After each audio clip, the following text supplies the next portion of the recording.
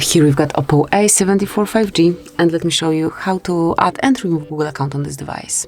So first of all, just open the settings, then find and select users and accounts.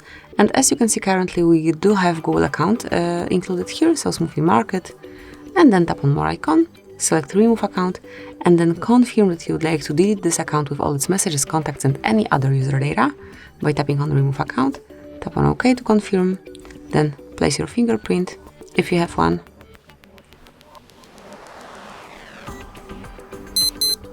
And that's it. As you can see, there is no Google account assigned to this device. However, if you'd like to add it again, a new account, or maybe the same one, just open users and accounts again, click on add account, and pick Google, obviously, as it's all about Google account. So at first, just enter your email address, tap on next then, and now it's time to enter the password, so let me do it off the screen. And as only the password is entered, just tap on next. And just tap on I agree then.